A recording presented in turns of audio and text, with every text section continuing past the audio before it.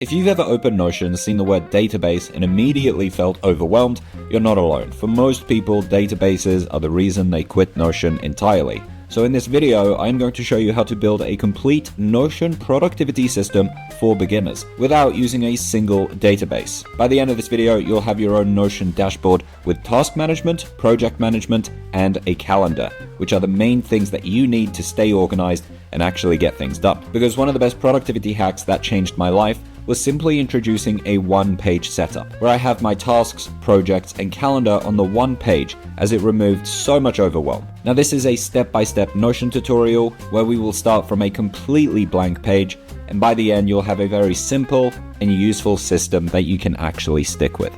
Subscribe for Notion tutorials, and let's dive in. So here is our blank page in Notion. Now, like I said, we won't be using databases. So in Notion, you can do / and then you have this long list of commands here. Now, all of these are databases, and I use databases to build with 99% of the time. But truthfully, they can be overwhelming. So instead, we will do / here, and we'll use a bunch of other commands that Notion has to offer. So as you can see, we have basic blocks here, we have different types of media, then we have all of these database types, which we'll ignore. There's a bunch of different types of advanced blocks, there's inline commands, and then there's a bunch of stuff that you can embed, which we will ignore for today. So as you can see, even without having to use databases, there's still a lot of options for us to build a great system. So let's start with the page setup. I'll simply just write dashboard here at the top, and what I'm going to do is go up here to the top and click on these 3 dots. And I'll change this here to a serif font, just so it's a bit more aesthetic. The next thing that I'm going to do is hover over the word dashboard here and click on add icon. So I can either choose from all of the different emojis, or what I can do is click here on icon to select one of Notion's icons. I can also upload my own image if I want. But let's just make this simple and pick an icon. Let's go with the calendar. Obviously, you can pick whatever you want. If you want, you can also click here to add cover, and a random one will be generated. But if you click here on change, you can select from the default gallery, you can upload your own, you can link from online, or you can search through Unsplash. So Unsplash is just an image library. So let's do a nice sunset. All right, so I have my page set up. The next thing to do is to sort out our project. Now, there's a bunch of ways that we could do project, but the thing that I'm going to recommend here is doing / and then doing 3.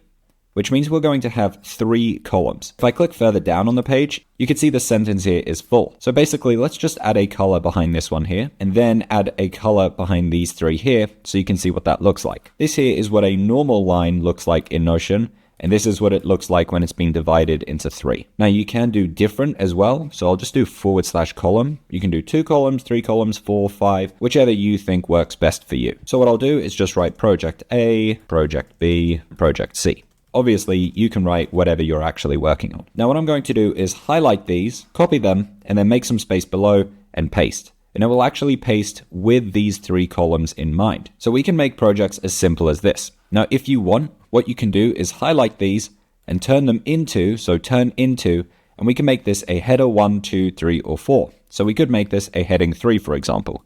It's totally up to you. Obviously, this here will take up more space than these here. But let's do that for these as well. Highlight, turn into, what was that, header 3. So now we've set up how we'll make our project. By the way, if you don't want to build a dashboard from scratch and you just want to start using an efficient one immediately, then check out Headquarters. It is my premium Notion template. I'll put a link in the description to it. It handles your tasks, your projects, and calendar, but also a bunch of other stuff, such as your notes, your resources, and it's got a really advanced planning system, so you can really get the most out of your day. I'll put a link in the description to the template. But if you want to keep on building this dashboard, then let's move on to tasks. Now, the problem that most people run into with tasks is they simply write it like this. So we'll do task 1, task 2, task 3. But the problem is these tasks here are all to do with different things.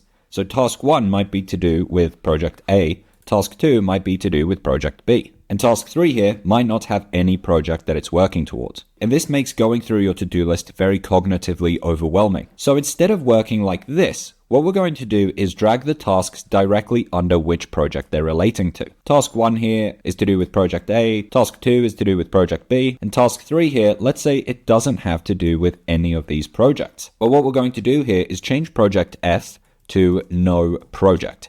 And I'll even change the background color here. So let's do change color and let's make it blue, for example. And I'll drag task 3 here. Now when we have a new task, instead of simply writing it here on a random spot on the page, we'll add it directly under the project that it's relevant to. So I can drag here task 4 to project E, for example. And that is as simple as it needs to be.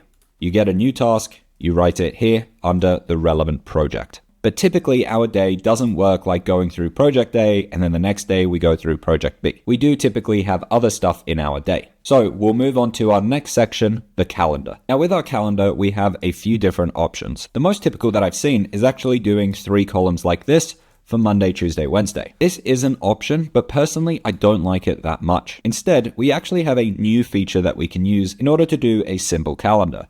And that feature is down here, and wait for it.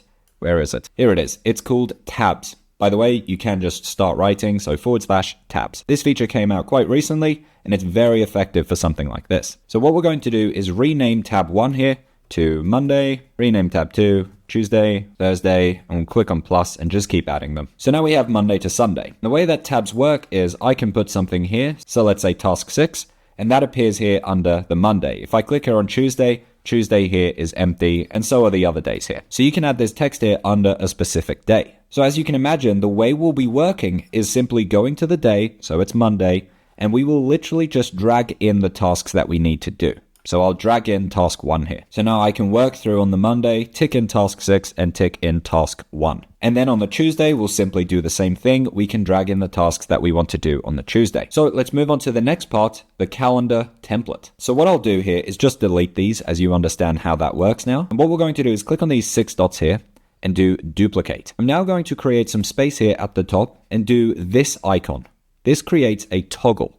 And I'll simply call this template. By using the 6 dots now, I'll simply drag this into the template. So now at the top of my dashboard, I'll have this template here. So now when my week is done, let's say it's Sunday and I've done the last task, task 10, tick that in. I can now simply open up the template here and do duplicate and then drag this down like that. And now I have a new week ready to use. Now, as you can see, I have this week here and this week here. And after a few weeks, I'm going to have quite a few of these, which is going to get overwhelming. So let's set up the last part of the dashboard, an archiving system. So what I'll do is create space here under the word template, and I'm going to do / and click here on page. This here is a new page inside of our page, and I'll call it archive. I'll also add a bin icon. So if you don't know, in Notion, this here is a page, and we now have a page inside of that page. So traditional systems have folders with pages inside them. In Notion, we have pages that can have pages inside of them. So now when I'm done with my week, I'll simply drag this into my archive,